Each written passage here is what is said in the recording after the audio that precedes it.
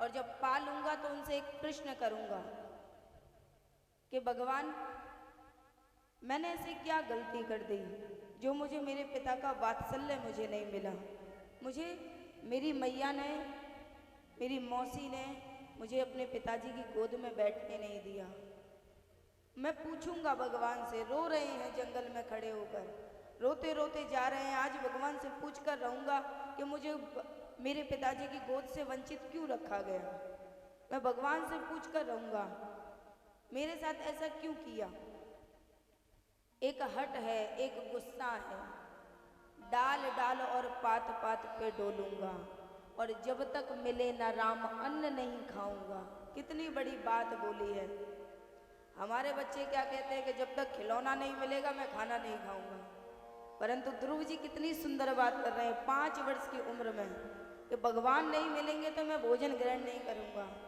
एक हट है, एक गुस्सा है, एक प्रश्न है अंदर कि मुझे पिता की गोद से वंचित क्यों रखा गया, मैंने ऐसा क्या कर दिया।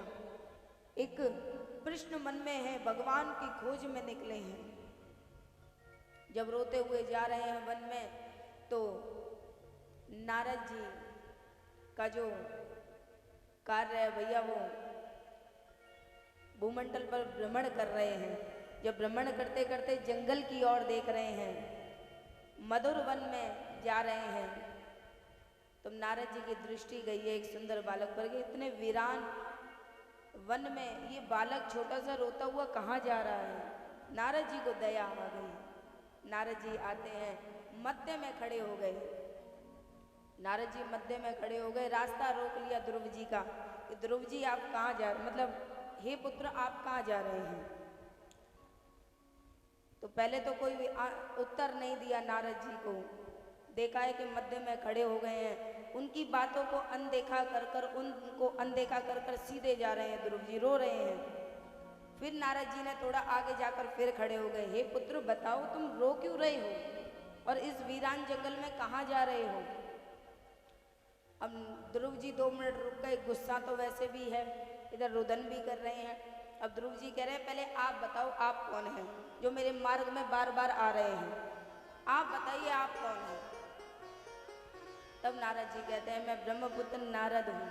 प्रणाम किया है नारद जी को। अब कह रहे हैं नारद जी मैं अपने भगवान को ढूंढने जा रहा हूँ, भगवान से ढूंढकर पूछूंगा उनसे कि उन्होंने मुझे मेरे पिता की गोद से वंचित क्यों रखा, क्यों मुझे मेरे पिता की गोद से वंचित रखा। ऐसा क्या मैंने पाप किया जो ना मेरी मैया को सुख मिल रहा है और ना ही मुझे। मैं भगवान से पूछना चाहता हूँ, इसलिए मैं भगवान को खोजने जा रहा हूँ। जब ये सुना है कि खोजने जा रहा है, नारद जी ने बोला तुम्हें पता है कि जंगल में भगवान मिलते हैं। भगवान तो नहीं मिलेंगे पर बड़े बड़े यहाँ पर जानवर जरूर मिलेंगे, शेर, चीता, हाथी तुम्हें खा जाएंगे, तुम्हें डर नहीं लगता। ध्रुव जी कह रहे हैं मेरे अंदर सिर्फ एक संकल्प है कि मुझे भगवान से मिलना है, और बहुत अच्छा रहेगा अगर मुझे जानवर खा लेंगे। और जानवर खा लेंगे तो मरने के बाद भगवान के पास पहुंच जाऊंगा मैं, फिर उनसे पूछूंगा, पर पूछ के रहूंगा। जब संकल्प देखा है, इतना दृढ़ संकल्प, इतना विश्वास देखा है भगवान के प्रति, तो आज नारद जी भी रुदन कर रहे हैं कि वारे भगवान तेरी लीला कितनी अपरंपार है। संसार में भिन्न भिन्न प्रकार के लोग हैं, हर व्यक्ति को कोई ना कोई दुख है, कोई ना कोई प्रश्न है जो भगवान से वो करना चाहता है, परंतु फिर भी भगवान की खोज में इस प्रकार नहीं निकलता जिस प्रकार ध्रुव जी निकले हैं। एक छोटा सा बच्चा, उसका जो दिमाग होता है वो बहुत कोमल होता है, उसका जो दिल होता है, हृदय होता है, बड़ा कोमल होता है। जो उसके दिल में वो बात आप डाल दोगे उसके मन में वही बात रह जाएगी। संसार में अब नारद जी सोच रहे हैं, संसार में तो 55 वर्ष के भी लोग पड़े हुए हैं, पर आज तक उन्होंने ये नहीं सोचा कि हम भगवान की प्राप्ति के लिए निकल लें। अभी भी वो ये सोचते हैं कि एक लाला की और शादी देख लें, लाला के पोताए देख लें, अभी भी उनके अंदर ये इच्छाएं हैं। परंतु ये 5 वर्ष का बालक आज भगवान की प्राप्ति के लिए निकला है, भगवान की लीला को प्रणाम कर रहे हैं। दया आ गई उस बच्चे पर। कि हे ध्रुव, अगर तुम्हें भगवान की प्राप्ति करनी है तो मैं तुम्हें एक बहुत सुंदर मंत्र दे रहा हूँ। इस मंत्र के द्वारा तुम भगवान की प्राप्ति जल्दी कर लोगे। आज गुरु बनकर एक शिष्य को मंत्र दीक्षा दी है, और जिसके गुरु नारद जी हों और उन्हें भगवान ना मिले, ऐसा हो ही नहीं सकता। आज ओम नमो भगवते वासुदेवाय सुंदर मंत्र दिया है ध्रुव जी को, और कहा है कि 5 महीने का तप करो। मधुर वन में ध्रुव जी आज तप कर रहे हैं, और तप भी कोई छोटा मोटा तप नहीं, हमारी तुम्हारी तरह। जब हम व्रत रखते हैं तो सुबह दूध पी लेते हैं, दिन में फलाहार कर लेते हैं, शाम को बढ़िया कुट्टू के आटे की पूड़ी बनाते हैं, आलू की सब्जी बनाते हैं, समा के चावल बनाते हैं, उसके साथ थोड़े से फ्रूट्स काट लेते हैं, तब जाके वही दही भी चाहिए, वो भी जरूरी है। और उसे खाने के बाद भैया आज हमने व्रत रखा है। अगर ऐसा व्रत अगर हमें रोज रखना को मिल जाए तो हम आजीवन व्रत रख लें। परंतु ध्रुव जी को देखिए, प्रथम पहले महीने में उन्होंने अन्न का त्याग कर दिया है कि भगवान को मैं तप कर रहे हैं, ओम नमो भगवते वासुदेवाय, और अन्न का त्याग कर दिया है, केवल पत्ते और जल पर हैं। और जब दूसरा महीना लगा है तो पत्तों को और जल को खा रहे हैं। तीसरा महीने में पत्ते भी छोड़ दिए, केवल जल पर हैं। तीसरे महीने में पत्ते भी छोड़ दिए, केवल जल पर रह रहे हैं। और चौथे महीने में जल भी छोड़ दिया, केवल वायु पे रह रहे हैं। और जैसे ही 5वां महीना लगा है और ध्रुव जी ने एक पैर पर खड़े हैं, दोनों हाथ ऊपर जोड़कर, और अंत में 5वें महीने में वायु भी छोड़ दी है। और जैसे ही वायु छोड़ी है, पूरे तीनों लोकों में हाहाकार मचने लग गया, इंद्र का सिंहासन हिलने लग गया, सभी देवता इधर उधर डोल रहे हैं कि क्या आ गया, कैसा भूकंप छा गया है। ऐसा लग रहा है कि कौन भगवान का तप कर रहा है। नारद जी आए हैं विष्णु भगवान के पास कि भगवान, आपका एक छोटा सा नन्हा सा भक्त आपकी याद कर रहा है, आपको पुकार रहा है, कुछ मन में उसके प्रश्न है और बड़ा घोर तप कर रहा है। एक 5 वर्ष की आयु है जिसने वायु तक छोड़ दी है। कितना संकल्प है उसके जीवन में।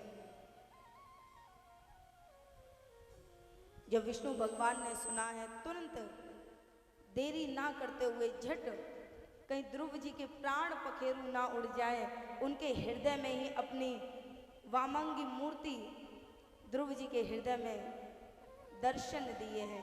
आज ध्रुव जी हृदय के अंदर ही भगवान को दर्शन कर रहे हैं, उनके स्वरूप का दर्शन कर रहे हैं। चतुर्भुज रूपधारी हैं, हाथ में चक्र है, गदा है, दर्शन कर रहे हैं। नैनों से अश्रुधारा बहा रहे हैं कि भगवान, आपने बहुत देर कर दी, पर कोई बात नहीं, आप देरी से आए पर आप आए तो सही। अब क्या पूछना है, क्या नहीं पूछना है, ये तो बहुत दूर की बात, बस रो रहे हैं उनको देखकर कि भगवान आप आ गए। जब देखा कि अंदर दर्शन करा दिए, अब चतुर्भुज रूप भगवान ने सामने अंदर से हटाकर सामने प्रकट कर दिया है। अब ध्रुव जी अंदर मग्न हैं और विष्णु भगवान जी कहते हैं कि ध्रुव बेटा, ध्रुव, पर ध्रुव बेटा तो भैया अंदर ही अंदर दर्शन कर रहे हैं। विष्णु भगवान दोबारा बुलाते हैं कि बेटा ध्रुव, पर ध्रुव जी तो भैया मग्न हैं, भगवान के अश्रुधारा सचल नेत्र कर रखे हैं। जब तीसरी बार में ठाकुर जी ने विचार किया कि भैया अंदर जो मूर्ति स्थापित है उसे हटाना पड़ेगा, अंतर ध्यान हो गई है वो वामंगी मूर्ति। अब जैसे ही तीसरे में स्वर निकाला है कि बेटा ध्रुव, तभी ध्रुव जी के नेत्र खुले हैं। देखा कि जो हृदय में मूर्ति थी वो समक्ष खड़ी हो गई है। साष्टांग प्रणाम किया है कि भगवान, आपने मुझ पर करुण कृपा करी, आपने मुझे दर्शन दिया। अभी तक तो ध्रुव रो रहे थे, अब भगवान भी बिलक बिलक के रो रहे हैं, कह रहे हैं तू मेरा अनन्य भक्त है 5 वर्ष की उम्र में तू मुझे पाने आया है। लोग तो 55 वर्ष के भी हो जाते हैं तो भी विचार नहीं करते, 75 वर्ष के हो जाते हैं। बच्चे दूध काटते हैं, बेटियां दूध काटती है, पढ़ाई भी हो जाती है, पर माता पिता को फिर भी उन्हीं का ख्याल रहता है। नहीं सोचते कि भगवान के प्यारे हो जाएं, भगवान को रिझाएं, नहीं। परंतु विष्णु भगवान ने देखा है, इतना दृढ़ संकल्प, इतना बड़ा तप, इतना घोर तप तूने मुझे पाने के लिए किया। रो रहे हैं आज गले मिलकर और ध्रुव जी को उठाकर गोदी में बैठा लिया है। बड़े प्रेम से हाथ सहला रहे हैं सर पर, पूछ रहे हैं, पुत्र तुम्हें क्या चाहिए, तुम क्यों मेरे को बुला रहे थे। अब ध्रुव जी ने दोनों नेत्रों में से अपने अश्रुओं को पोंछा और रोती हुई आवाज में कह रहे हैं कि भगवान, जब मैं आपका तप करने के लिए आया था, आपको खोजने के लिए आया था, तब मन में बहुत गुस्सा था। एक प्रश्न था मन में कि आपसे पूछूंगा कि आपने मुझे मेरे पिता की गोदी से वंचित क्यों रखा। पर आज मेरे मन में कोई प्रश्न नहीं है। मैं अब अपने संसार के पिता की गोदी में बैठना नहीं चाहता, क्योंकि अब मुझे परम पिता परमेश्वर की गोदी प्राप्त हो गई है। अब मैं संसार के पिता की गोदी में बैठना नहीं चाहता। अभी तक मैं चाहता था कि मैं अपने पिता की गोदी में बैठूं, पर अब मुझे उस गोदी की कोई आकांक्षा नहीं है, क्योंकि मैं परम पिता परमेश्वर की गोदी में बैठा हूं। अब मुझे कुछ नहीं चाहिए। जब विष्णु भगवान ने सुना है कि भैया तुम पिता की गोदी के लिए बड़े प्रसन्न हो गए हैं, आज भगवान ने प्रसन्न होकर एक उन्हें लोक प्रदान कर दिया है। और जब वो लोक दिया है तो वो लोक भी ध्रुव के नाम से ही प्रसिद्ध हो गया और उस लोक को ध्रुव लोक कहा जाता है। और कहा है कि जब तक ये चांद रहेगा, सूरज रहेगा, ये धरती रहेगी, पृथ्वी रहेगी, तब तक युगों युगों तक तेरा नाम गाया जाएगा। एक ध्रुव तारा के नाम से भी एक तारा तेरा होगा। जब सारे तारे लुप्त हो जाएंगे, सिर्फ एक ही आसमान में तू तारा चमकता हुआ नजर आएगा, ध्रुव तारा, जो सबसे ज्यादा चांदनी उसके अंदर होती है, तेज उसके अंदर होता है। ध्रुव जी ने कभी मांगा नहीं और देखो बिन मांगे उन्हें कितना मिला। इसलिए कहा भी है कि बिन मांगे मोती मिले, मांगे मिले ना भीख। आज इतना भाव उन्हें विष्णु भगवान की गोदी प्राप्त हुई है। बड़े प्रसन्न हैं ध्रुव जी आज कि मुझे परमपिता परमेश्वर की गोदी प्राप्त हुई है।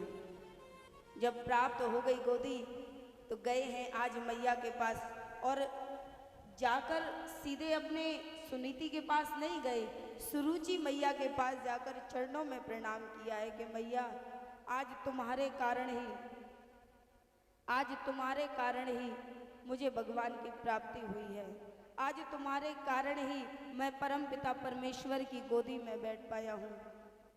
तुम मेरे प्रथम गुरु हो, प्रणाम कर रहे हैं। क्योंकि आज सुरुचि ने कटु वचन नहीं कहे होते तो आज मेरे अंदर ये तलब नहीं उठती कि मैं भगवान को पाता। गए हैं, प्रणाम किया है। इस कथा से हमें क्या श्रवण मिलता है, क्या श्रवण करने को मिला, क्या सीखने को मिला? कि बच्चे बड़े कोमल हृदय वाले होते हैं। उनके माइंड में जो आप बात डालोगे, प्रथम गुरु माँ बताई गई है।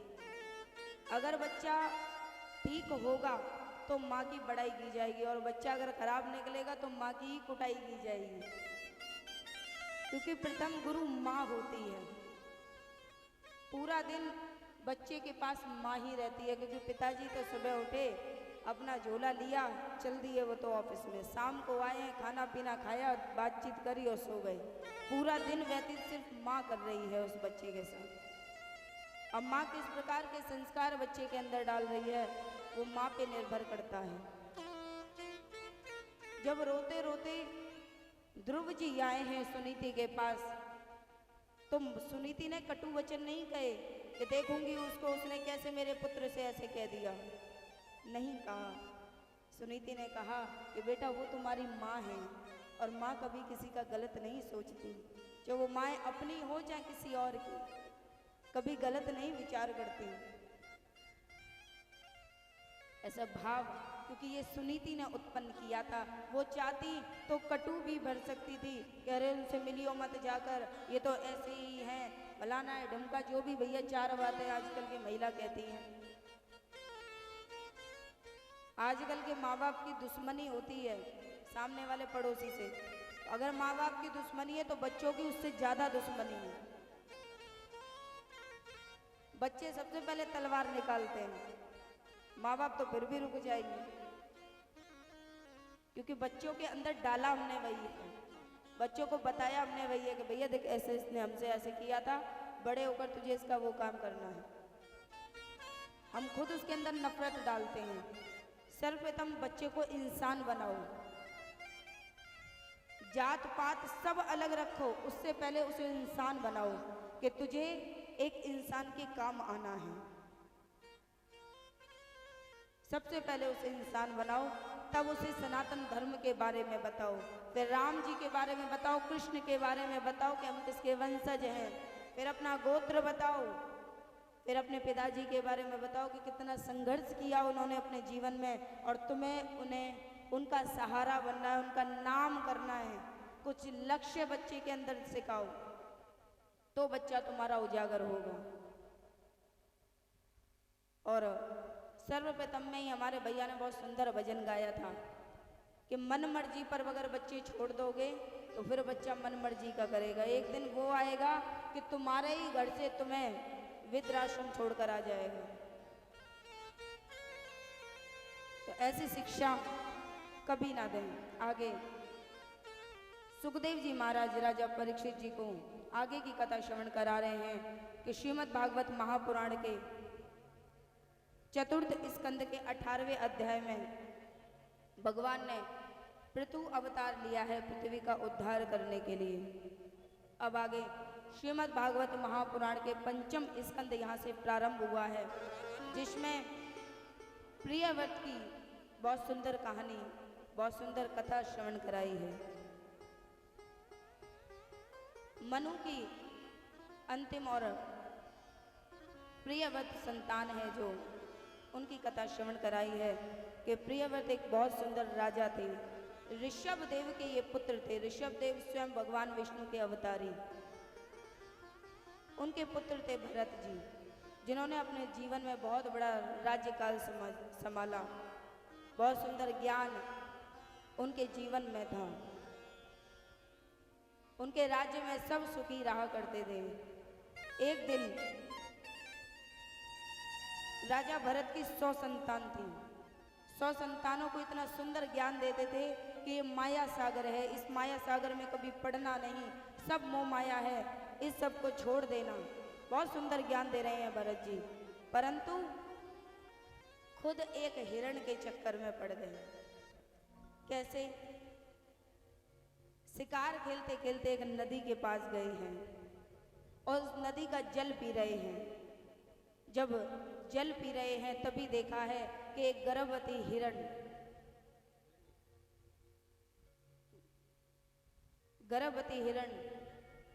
उस जल के पास आई है, उस नदी के पास आई है पानी पीने के लिए, परंतु सिंह की गर्जना सुनकर डर जाती है और जैसे ही उस नदी को पार करना चाहती है, छलांग लगाती है, तभी उसका गर्भ उस पानी में गिर जाता है और हिरणी की मृत्यु हो जाती है।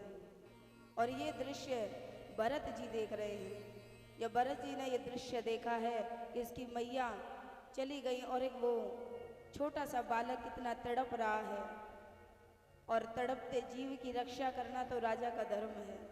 राजा ने उसकी रक्षा करी है, उसको लेकर आए हैं। जब लेकर आए हैं तो उससे बड़ा प्रेम हो गया है, मोह माया इतना बढ़ गया उससे, क्योंकि छोटा सा बालक है, उसका लालन पालन करने में जीवन बिता रहे हैं। अब जो अपने पुत्रों को सुंदर ज्ञान देते हैं कि मोह माया का त्याग कर दो, ये कर दो, वो कर दो, परंतु आज वो खुद एक हिरण के बच्चे के प्रेम में इतने मस्त हो गए कि उन्हें आत्मचिंतन करना भी भूल गए। अब वो चिंतन कर रहे हैं तो सिर्फ और सिर्फ उस हिरण के बच्चे का कर रहे हैं, खुद आत्मचिंतन करना भूल गए। एक दिन का समय है कि भैया किसी दिन वो हिरण जब थोड़ा सा बड़ा हुआ तो जब उसने देखा कि उसका ग्रुप आ गया, कोई हिरण आ गई, तो उसके साथ वो बच्चा चला गया। और जब वो बच्चा चला गया, इधर भरत जी की हालत खराब हो गई, गंभीर हो गई। अब उन्हें उस हिरण के बच्चे की याद आ रही है कि अगर मैं पूजा करने बैठूं तो वो कहीं हिरण का बच्चा पीछे से आए और मेरे कानों को खींचे, मेरे साथ हिलोर करे, मेरे साथ प्रेम करे। उसकी याद आ रही है उन्हें, परंतु अब वो बच्चे की याद में वो रो रहे हैं, बिलक रहे हैं। और भैया कहा जाता है जो अंत में आपके जैसी आपकी मति होगी अंत में वैसी आपकी गति होगी। हिरण के बच्चे के प्रेम में इतने चले गए कि अगला जन्म उन्हें हिरण का ही मिला। अंत समय में भी उन्हें हिरण की याद आ रही है, हिरण के उस बच्चे की याद आ रही है, और अगला जन्म उन्हें हिरण का ही मिला। और जब हिरण का मिला, परंतु किसी सत्कर्म के कार्य से उन्हें अपना पिछला जन्म याद था कि मैंने अपना जीवन कहाँ बिता दिया, कैसे बिता दिया। तो एक संत की कुटिया में वो अपना जीवन व्यतीत कर रहे हैं और रो रहे हैं, और सोचा है कि इस जीवन को मैं बहुत धन्य बनाऊंगा। उस हिरण का भी उन्होंने शरीर त्यागा है। अगले जन्म में उन्होंने एक ब्राह्मण के यहाँ पर जन्म लिया है, एक सुंदर ब्राह्मण के यहाँ जन्म लिया है, और ब्राह्मण जी उनका बहुत अच्छा लालन पालन करते हैं। जनेऊ उधारी है, बढ़िया चोटी है। यहाँ पर भी उनका नाम भरत पड़ा है। समय अनुकूल था, चौथे ये बालक थे, सबसे छोटे बालक थे। 4 भाई इनके और थे, परंतु ये सबसे छोटे थे तो पिताजी के बड़े प्रिय थे, पर इनके अंदर बुद्धि कम थी, तो पिताजी का प्रेम इनकी और था। सोचते रहते थे कि मेरा बच्चा ये मंद बुद्धि है, इसका लालन पालन कैसे होगा। ये सोचते सोचते पिता की मृत्यु हो गई। मैया ने भी पिता की याद में अपना जीवन यूं ही गवा दिया, वो भी सती हो गई। और उस ब्राह्मण की 2 पत्नियां थीं, एक तो सौतेली थी, सौतेली से 2 बालक थे, और पहली वाली पत्नी के जड़ व्रत जी थे। और जो सौतेली मैया थी वो इन पे जुल्म ढाती थी, और जो भैया सगे थे वो भी कहते थे ये तो मंद बुद्धि है, इस पे ज़्यादा ध्यान नहीं देना, इसलिए पड़ा रहने दे करते थे। गांव वाले उनसे कोई ना कोई काम करवा लिया करते थे। भरत जी बोलते कि चलो मंद बुद्धि ही सही भैया, लोगों के काम में बुला लिया करते थे, फ्री फंड में ऐसे ही काम करवाया करते थे, कोई उनको काम नहीं देते था। जहाँ जाते यूं ही बिना पैसे के काम करवाया करते थे, ऐसी उनकी बुद्धि थी। परंतु उन्होंने बोला भगवान संसार में रहना है तो मंद बुद्धि बनकर रहना है, समझदार का यहाँ चलेगा भी नहीं, क्योंकि समझदार को लोग गिराने में लगे रहते हैं, मंद बुद्धि को चलाने में लगे रहते हैं। मंद बुद्धि बनकर रह रहे हैं भरत जी, परंतु बहुत ब्रह्म ज्ञानी है, इतना बड़ा ज्ञान कि ब्रह्मा जी के चतुर्मुख भी ना बोल पाए, इतना ब्रह्म ज्ञान है उनको, परंतु संसार में मंद बुद्धि बनकर रह रहे हैं। जो काम कह दो वो उसी काम में लगे रहते थे, तो दुनिया वालों ने उन्हें जड़ व्रत कहना शुरू कर दिया कि भैया ये मंद बुद्धि है, नहीं किसी काम का नहीं है। एक दिन एक शूद्र पुत्र प्राप्ति के लिए कालका मैया की बलि देना चाह रहा था। कालका मैया के सामने एक व्यक्ति की बलि देनी थी, तो शूद्र राजा ने क्या किया, अपने सैनिकों द्वारा इस जड़ व्रत को पकड़ लाए कि भैया इसे चला भी गया तो कोई याद नहीं करेगा इसको, इसलिए इसे ही पकड़ लाओ। कालका मैया के सामने इसकी बलि जैसे ही देने के लिए इसे बांधा है, जैसे ही तेज तलवार निकाली है, तभी मैया को बड़ा क्रोध आया है। एक तो ब्राह्मण देवता है और ऊपर से वो मंद बुद्धि है, शास्त्रों के ज्ञाता है, और कोई नी अपराधी की ऐसी बलि चढ़ाए, मैया उसे स्वीकार नहीं करेंगी। मैया ने क्रोध रूप से उस मूर्ति में से प्रकट हुई हैं और जो भी उन्हें मारना चाह रहा था सबको विध्वंस मचाया है, सबकी हत्या कर दी मैया ने। उस जड़ व्रत को जो बंदी बने थे उनके रस्सी खोल दी है। अब जड़ व्रत घूमते घूमते घूमते घूमते जा रहे हैं। अब चारों भैया ने देखा तो भैया सब इस भैया से हमारे काम निकाल रहे हैं, इसलिए इसे खेत सौंप दो, ये खेत की रक्षा करता रहेगा। वहाँ पर जितने भी पंछी वगैरह हैं वो उड़ाता रहेगा, क्योंकि आकर दाना चुगते रहते हैं। जड़ व्रत को छोड़ दिया। अब जड़ व्रत जी ने देखा कि एक चिड़िया आई है, बड़ी भूखी है, दाना चुग रही है। दूसरी आई है, चुग रही है।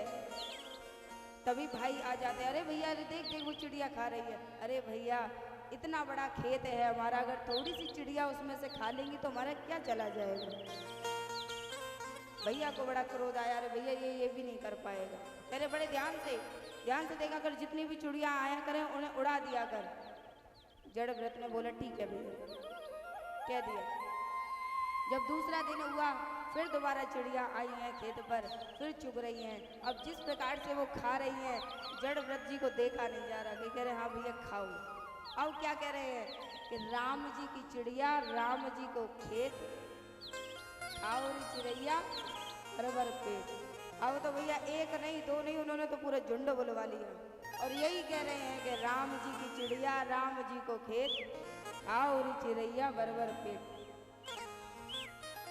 इधर भैया बढ़िया तरीके से समझा कर गए थे। जब भैया ने देखा कि कल तो एक दो थी, अब तो पूरा झुंड आ गया है, बड़ा क्रोध करा है, मार पीट कर भगा दिया उन्हें कि तू ये भी नहीं कर पाएगा। भाभी बड़ा क्रोध कर रही है कि भैया तुम्हारा भैया किसी काम का नहीं है, बेफालतू की इसकी 6-6 रोटी बनाकर मैं क्या करूंगी, सिर्फ हटाओ, किसी काम का नहीं है। भैया ने भी सोचा कि हाँ भैया ये तो पड़ा पड़ा रोटी खाता रहता है, इससे बढ़िया निकालो उसे। निकाल दिया। तभी जब निकाला है तो एक राजा पालकी में जा रहे थे, तो एक पालकी की और आवश्यकता थी जो उनको कंधा लगाई।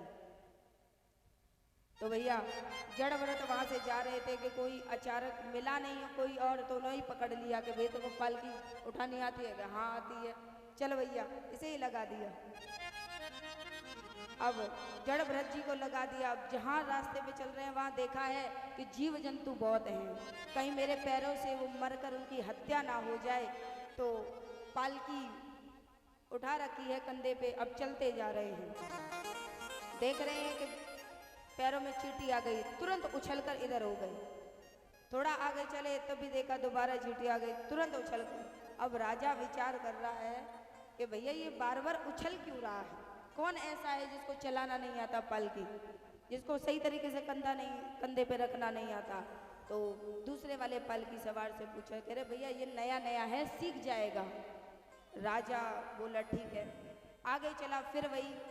तो अब राजा को बड़ा क्रोध आ गया कि तुम्हें पालकी संभालनी भी नहीं आती, कैसे तुम सवार को रखते हो, और ये क्या, तो क्यों तुम ऐसा कर रहे हो? तो जड़ व्रत जी कह रहे हैं मेरे पैरों से किसी जीव की हत्या ना हो जाए इसलिए मैं कर रहा हूँ। अरे भैया जीव की हत्या ना हो जाए ऐसे तो कितने पाप होते रहते हैं, अब हर चीज का हम तो नहीं ना ठेका ले सकते हैं। राजा बड़ा क्रोध कर रहा है कि तुझे ऐसे समझ में नहीं आएगा, तुझे तो कुटाई होनी चाहिए तेरी, तू तब समझ में आएगा। और जैसे ही कुटाई के लिए अपना कटार निकाली है तभी जड़ व्रत जी कह रहे हैं आप किसको मार रहे हैं? आप मेरे शरीर को खत्म कर सकते हैं, मेरी आत्मा को नहीं। और मैं जो कार्य कर रहा हूँ वो बिल्कुल सही कर रहा हूँ, मेरे द्वारा किसी जीव को तकलीफ हो परेशानी हो ऐसा मैं कोई कार्य नहीं करना चाहता। और सुना है राजा कि तुम सुंदर ज्ञान अर्जित करने के लिए जा रहे हो, ब्रह्म ज्ञान की प्राप्ति के लिए जा रहे हो। क्या ब्रह्म ज्ञान की प्राप्ति करोगे कि जब दूसरे के अंदर तुम भगवान के दर्शन नहीं कर सकते, दूसरे जीव में, क्योंकि कड़ कड़ में भगवान का वास है, तुम जब इन जीवों की सहायता नहीं कर सकते, इन जीवों को नहीं बचा सकते, तो क्या आत्मज्ञान प्राप्त करोगे? और तुम मेरे शरीर को मार सकते हो, मेरी आत्मा को नहीं। जब ये सुंदर ब्रह्म ज्ञान उसको सुनाया है तो पालकी में से उतरा हुआ राजा और चरणों में साष्टांग प्रणाम कर रहा है कि जड़ भगवान मैं आपको समझ नहीं पाया, आपका जनेऊ भी इतना गंदा सा हो गया है, मैला हो गया है, मैं आपको समझ नहीं पाया, आप कोई दिव्य अवतारी हैं। आप कौन है भगवान, मुझे बताइए। तो बड़ा सुंदर ज्ञान दिया है जड़व्रत जी ने। और प्रियव्रत के 3 जन्म हुए, तीनों में इनका नाम भरत ही पड़ा है। और इस भरत के नाम से ही हमारे इस देश का नाम भारत पड़ा है, भरत जी के कारण। क्योंकि इनका कार्य ऐसे रहे हैं, इतना प्रेम इनके अंदर, इतना भाव, इतना समर्पण, इतना त्याग इनके अंदर रहा है कि इन्हीं के नाम से हमारे इस देश का नाम भारत देश पड़ा है। इतना बड़ा प्रेम। आगे सुखदेव जी महाराज राजा परीक्षित जी को आगे की कथा श्रवण करा रहे हैं। अब देखिए, मनु की 5 संतान थी, 5 की कथा मैंने आपको श्रवण करा दी। आगे सुखदेव जी महाराज बता रहे हैं कि श्रीमद् भागवत महापुराण का अब 7वां स्कंद यहाँ प्रारंभ हुआ है, जहाँ पर जय और विजय की कथा श्रवण कराई है। ये जय विजय भगवान विष्णु के पार्षद हैं, उनके द्वार पर पार्षदों का काम करते हैं। भगवान विष्णु के द्वार पे विष्णु लोक में जाने के लिए 7 द्वार पार करने होते हैं। तो जो 7वें द्वार की ड्यूटी है वो जय विजय की है। जय विजय आपस में बड़ा अभिमान कर रहे हैं कि भगवान, दोनों भाई आपस में कह रहे हैं कि जय, अगर हम ना चाहे ना तो भगवान से कोई मिल भी नहीं सकता। विजय कह रहा है बिल्कुल भाई, तेरी बात बिल्कुल सत्य है, हम भगवान के बहुत प्रिय हैं, इसलिए भगवान ने हमें 7वें द्वार की सेवा दे रखी है, और जब तक हम नहीं चाहेंगे भगवान से कोई मिल नहीं सकता। ये बातें भगवान विष्णु सुन रहे थे। भगवान विष्णु विचार करते हैं कि अभिमान जहाँ रहता है वहाँ भगवान नहीं रहते, और मेरे बच्चों के अंदर ये अभिमान है कि अगर वो हाँ ना करें तो, इसलिए भगवान ने सोचा कि बच्चों को थोड़ी तो सजा बनती है। अभिमान जहाँ होगा वहाँ भगवान नहीं होंगे। इन्हें इतना बड़ा अभिमान कि भैया ये ना भेजेंगे, तो भैया थोड़ा तो इनको सिखाना पड़ेगा। तो भगवान जी ने कहा है कि इनको सबक सिखाने के लिए किसको भेजा जाए? सप्त ऋषियों को भेजा है। सप्त ऋषियों को भेजा है क्योंकि उन्हें क्रोध बड़ा जल्दी आता है। उनको आज्ञा दिया है कि भैया ऐसा कार्य करो कि जय विजय की बुद्धि ठिकाने आ जाए, इनके अंदर जो अभिमान है वो टूट जाए। सप्त ऋषि आ रहे हैं दर्शन करने के लिए विष्णु भगवान का। पहला द्वार खुल गया, दूसरा द्वार, तीसरा द्वार, चौथा द्वार, 5वां, 6ठा, और जैसे ही 7वें द्वार में आए हैं तभी जय विजय ने रास्ता रोक दिया और कह रहे हैं कि ऋषि आप अंदर नहीं जा सकते। अब ऋषि पूछ रहे हैं इसका कारण बताओ। आपको विष्णु भगवान ने आज्ञा दी है कि कोई भी आए तो उसे रोक देना द्वार पर। कह रहे नहीं, परंतु फिर भी हमारे विष्णु भगवान लक्ष्मी मैया के साथ हैं और आप उनका दर्शन नहीं कर सकते अभी। तो जब सप्त ऋषियों को बड़ा क्रोध आया कि जब तुम्हारे स्वामी का आदेश नहीं है तो तुम्हें इतनी कहाँ से हिम्मत मिली कि तुम हम सप्त ऋषियों को रोक सको। ब्राह्मण पृथ्वी के देवता हैं और आप और भगवान के मुकुट में विराजमान होते हैं भक्त, और आप हमें रोकने का प्रयास कर रहे हैं। तुरंत क्रोध आया है, अंजलि में जल लेकर श्राप दे दिया है कि तुम्हारा इतना दुस्साहस कि आपने हमें रोकने का प्रयास किया। अंजलि में जल भरकर श्राप दिया है कि तुम 3 जन्म तक राक्षस योनि में रहोगे। जय विजय को श्राप देकर वो जल का छिड़काव उनके ऊपर कर दिया है और कहा है कि 3 जन्म में तुम 3 बार राक्षस योनि में रहोगे।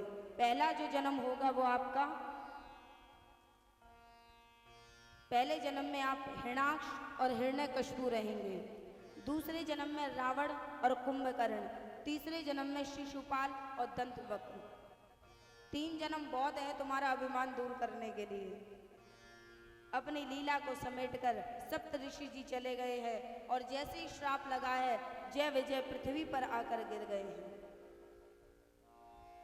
कभी कभी जब बच्चे के अंदर अभिमान आ जाए ना कि पिताजी हमें क्या करना है कमाकर, तुमने बढ़िया कमा तो रखा है, इतनी बड़ी जायदाद इकट्ठी कर दी है तुमने, हम क्या करेंगे कमाकर, तो बच्चे के अंदर ये अभिमान आ जाता है। परंतु उन बच्चों को ये भी बताना जरूरी है कि तुम्हारे पिताजी ने, तुम्हारी मैया ने कितना स्ट्रगल कितना अपने जीवन में सहा है, तब जाकर ये महल खड़ा कर पाया है। और ये बच्चों को इसकी अनुभूति होना बहुत जरूरी है।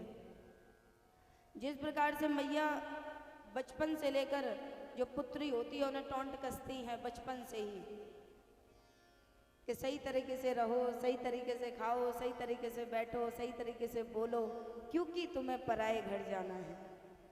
बचपन से ही उसे पराया बता दिया जाता है।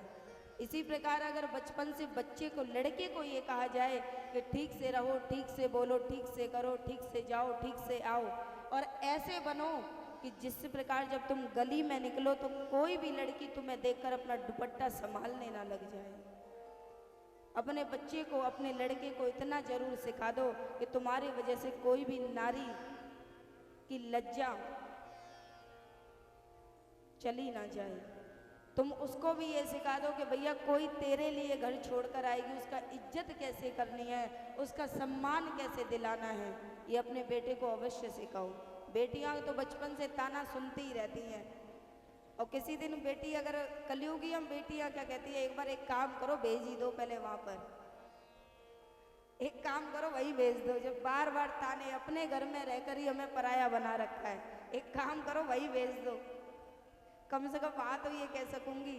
और वहां जाकर क्या सुनने को मिलता है, तू पराए घर से आई है। अरे कोई एक तो बता दो कि कौन सा घर हमारा है। पर आजकल की लड़कियां क्या करती हैं, अपने पैरों पे खड़ी हैं, कहती है अपना घर बनाऊंगी, अपना नेम प्लेट लगाऊंगी, तब कहूंगी ये मेरा घर है। बेटियों का जीवन में त्यागी ही है। जो स्त्री की रचना जब हुई है, जकल में भजन गा रही थी, मैया को ज्यादा प्रसन्न आ गया कि भैया लाइट मैया थोड़ी रुष्ट हो गई, इनका जयकारा लगाना भूल गए थे हम। जो बेटियों का भाग्य है उनके बीच में त्यागी ही है। हंसने वाली बात नहीं है, ये फैक्ट है जीवन का, जिसे हमें समझना बहुत जरूरी है। आज की माताएं अपने पुत्रों को इस प्रकार से शिक्षा देती हैं कि बेटा तू चाहे तो 36 लड़कियां बदल सकता है, तेरे जीवन में तो भैया बतेरी आ सकती है, परंतु एक नारी वो नहीं किसी की और। तुम चाहो तो दशरथ जी बन सकते हो, पर हम पांचाली नहीं बन सकते। जीवन में बहुत गलत है, कोई कुछ मत बनो। जो अगर सीता जैसी अपेक्षा चाहते हो तो राम जी बनकर दिखाओ, और अगर राम जी हो तो सीता की अपेक्षा चाहते हो तो मैया से प्रार्थना है कि तुम कौशल्या बन जाओ, तुम माता मैना बन जाओ, अगर तुम्हारी इच्छा है। परंतु हम क्या चाहें, हमने तो कभी जीवन में रामायण खोली नहीं, हमें ये नहीं पता कौशल्या क्या है, कैसी रहती हैं, हमने ये नहीं पता कि हमारी सीता कैसी रहती हैं, मीरा कैसी रहती है, हमें कुछ नहीं पता। सुखदेव जी महाराज राजा परीक्षित जी की ओर देख रहे हैं कि वह अश्रु धारा प्रभावित कर रहे हैं, भक्तों के भाव को सुनते सुनते। अब आज सुखदेव जी महाराज राजा परीक्षित जी से कह रहे हैं, आप ये मत सोचो कि सिर्फ पुरुष ही भगवान के भक्त रहे हैं, एक सुंदर नारी अपने जीवन में, और ज्यादा समय व्यतीत नहीं हुआ, 200 वर्ष पूर्व की घटना है। मीरा नाम की एक भक्त है कृष्ण की, सभी जानते हैं। अगर कोई चंदन लगा ले, थोड़ा सा तिलक लगा ले, कंठी पहन ले, तो अरे भैया बड़ी मीरा बनी फिर रही है, ये तुरंत तो बोल देते हैं। हर कोई मीरा नहीं बन सकता, ना ही हर किसी के अंदर ये सामर्थ्य है कि कोई मीरा बन जाए। लोग जब हमें देखते हैं तो ना जाने क्या क्या उपाधि देते हैं, आपकी छवि वैसी है, आप तो राधा रानी स्वरूप हैं। हम उनसे ये कहना चाहते हैं कि भैया आपने बहुत बड़ी उपाधि दे दी, हम तो उनके चरणों की धूल के कण के समान भी नहीं हैं। जो राधा जी ने सहा है, जो मीरा जी ने सहा है, वो तो हम अगर 7 जन्म भी ले लेना तो ऐसा एक भी आरोप हम सहन ना कर पाए, क्योंकि सबकी चुपचाप सह जाना ये आसान नहीं होता, पलटकर जवाब नहीं देना ये आसान नहीं होता। ये जीवन, मीरा जी का जन्म राजस्थान में हुआ है। जन्म देने के 3 साल बाद ही उनकी मैया की मृत्यु हो गई, अकारण उनकी मैया की मृत्यु हो गई। राजस्थान के कुड़की कुड़की एक स्थान है, गांव है, वहाँ उनका जन्म हुआ है। दादाजी ने उनका पालन पोषण किया है मीरा जी का, और दादाजी विष्णु के परम भक्त थे। दादाजी से ही उन्होंने भक्ति प्राप्त करी। जब सत्संग सुनने के लिए जाया करते थे दादाजी, तो मीरा जी को लेकर जाया करते थे। सत्संग सुनती रही मीरा, और सामने सुंदर से ठाकुर जी की मूर्ति रखी हुई थी। सत्संग सुनकर सभी चले जाते, प्रसाद लिया, सब चले जाते। एक दूर खड़ी मीरा जी खड़ी हैं और ठाकुर जी की मूर्ति को निहार रही हैं। जब सब प्रसाद लेकर चले गए तो मीरा जी आई हैं उन संत के पास, और संत से कह रही हैं, संत भगवान मुझे ये बताइए, ये आपके पास बैठे हैं, ये कौन है? कहते हैं ये भगवान कृष्ण हैं। कह रहे मैं इनसे कैसे मिल सकती हूँ? ये मुझे आपके ये कृष्ण बड़े प्यारे लगते हैं, क्या मैं इन्हें लेकर जा सकती हूँ? संत भगवान ने कहा कि दुनिया के लोग आते हैं, बड़े बड़े लोग आते हैं सत्संग सुनने के लिए, परंतु किसी के अंदर कोई प्रश्न नहीं उठा। और एक छोटी सी बालिका मेरे पास आई है ये पूछने के लिए कि ये कौन है और ये कहाँ मिलेंगे। आए लोग सत्संग सुनते हैं, एक कान से सुना, दूसरे कान से निकाल दिया, प्रसाद लिया और चल दिया। पर एक छोटी सी अल्प आयु की कन्या मेरे पास आकर कह रही है, गदगद हो गए कि बेटा मैं तुझे कैसे मना कर सकता हूँ, तेरी बातें तो बिल्कुल मेरे दिल पर लगी हैं, तू ले जा बेटी इसको, मुझे लगता है मुझसे अच्छी सेवा तो अब तू करेगी। दे दिया, मैया को लाकर दिखाया कि मैया मेरे को एक सुंदर से ठाकुर जी हैं। तभी जब वो मामंगी मूर्ति लेकर आई हैं, तभी वहां से एक बारात जा रही है, घोड़े पर दूल्हा बैठा है, वहां पर बींत कहते हैं। तो जब तभी मीरा जी खिड़की पर आती है, मैया से कहती है, मैया ये कौन है? तो कह रही है बारात निकल रही है, बींत है, इसका विवाह होगा, किसी कन्या का विवाह होगा। तो अब मीरा जी अपनी छोटी छोटी तोतली भाषा में कहती हैं कि मैया मेरे बीत कहाँ हैं और मेरे बीत कब आएंगे, मेरा विवाह कब होगा? तो मैया ने ऐसे ही झूठे को कह दिया, जो तेरे हाथ में ठाकुर जी यही तेरे बीत है, तू इन्हीं की सेवा किया कर। मैया ने तो यूं ही बोल दिया, पर मीरा जी ने उन्हें अपने मन से, अपनी आत्मा से उन्हें पति मान लिया। तब से उन्हीं की सेवा में निरंतर रहती गई। मेरे तो गिरधर गोपाल दूसरो ना कोई, निरंतर उनकी सेवा कर रही हैं। उनका विवाह समय आयु आई, दादाजी ने देखा कि मेरा शरीर भी अब जाएगा, तो मैं मीरा का विवाह कर दूं। चित्तौड़गढ़ के राजा से उनका विवाह कराया गया। गुरु संत कवि रेदास जी उनके गुरु थे।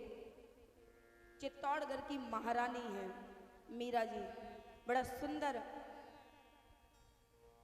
जब गृह प्रवेश हो रहा है तो ननद आई है उनका सत्कार करने के लिए। मीरा जी का सत्कार कर रही हैं कि आइए भाभा जी आइए, और आइए कुल देवी के दर्शन करते हैं। कुल देवी की ओर लेकर गई हैं। तो मीरा जी कह रही हैं कि कुल देवी के दर्शन और पूजा करने से क्या होता है? तो नंद बता रही हैं, कुल देवी की पूजा करने से अटल सौभाग्यवती का आशीर्वाद प्राप्त होता है, आपका सुहाग बना रहता है। जब ये बात ननद ने कही है तो भाभी ने बोला, मीरा ने कहा, अगर ऐसी बात है तो आपके यहाँ पे भी कुल देवी की पूजा होती होगी, आपने भी कुल देवी की पूजा करी है। अगर आपने भी की है और ये बात सच है, तो भगवान ने और मैया ने आपका ये सौभाग्य, आपका सुहाग आपसे क्यों छीन लिया? अगर ये सत्य है। जैसे ही ये बात ननद ने सुनी है, इतना क्रोध आ गया, जो हाथ में पूजा की थाली थी इतनी ऊंची फेंकी कि भैया वो आसमान में दिख नहीं रही। इतना क्रोध आया नंद को, उन्होंने तब से मन में ठान लिया कि इस मीरा को जब तक मार नहीं डालूंगी तब से चैन से नहीं बैठूंगी। इसने मेरे सुहाग को गाली दी है। और मीरा तो इतनी बड़ी भक्त थी, क्योंकि भैया जो दिल में बस जाए ना, फिर तो अब चाहे कोई भी आ जाए कोई फर्क नहीं पड़ता। मीरा जी सिर्फ अपने कृष्ण को प्रेम करती थी। वो कुल देवी की पूजा तक नहीं करी उन्होंने, तब से सोच लिया अत्याचार किए जा रहे हैं मीरा पर, अत्याचार। अब मीरा जी सिर्फ अपने गिरधर को याद करती हैं। आज भी जब मैं मीरा जी की कथा को सुन रही थी, मीरा जी की कथा को श्रवण कर रही थी, तब मैं ये सोच रही थी कि मीरा इतनी बड़ी राजघराने की हैं। हम तो भैया कलयुगी लड़कियां हैं और दिमाग ज़्यादा चलाती हैं, दिल कम चलाते हैं, हम दिमाग से ज़्यादा सोचते हैं। मैं ये सोच रही चित्तौड़गढ़ में ऐसी कोई कमी नहीं है मीरा को। इतनी बड़ी पटरानी, इतनी बड़ी मालकिन, इतनी विरासत की मालकिन, उन्हें क्या पड़ी कि वो वृंदावन में सादा बाना पहनकर घूम रही हैं, जबकि उनके लिए एक मंदिर बनाया गया है गिरधर गोपाल का। मैं पूरे गूगल पे सर्च कर रही कि एक बार मीरा जी की वो झलक मुझे दिख जाए कि मीरा जी पहले कैसे रहा करती थी, पर एक फोटो नहीं था उसमें, क्योंकि उस वक्त कोई फोटो नहीं खिंचवाता था। उस वक्त सारी महिला पर्दे में रहा करती थी, पर एक मीरा ही थी जिसने कृष्ण के प्रेम में उस पर्दे को उठा दिया और सबसे कह दिया, अरे मैं तो प्रेम दीवानी, मेरो दर्द न जाने कोई। एक मीरा ही थी जो बेपर्दा हो गई और कृष्ण से प्रेम करती हैं। आज भी अगर आप चित्तौड़गढ़ जाएंगे तो वो महल की दीवारें, वो दीवारें नहीं हैं, मानो मीरा जी की आंखें हैं।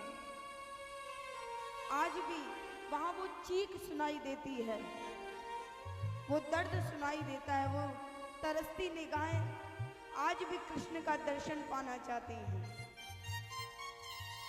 मानो वहां मीरा ये कह रही हैं कि हे कृष्ण, तुम्हारे कब मुझे दर्शन होंगे, कब मैं तुम्हें पाऊंगी, तुम कहाँ रहते हो। अब मीरा कह रही हैं, मेरे प्राणेश मन मोह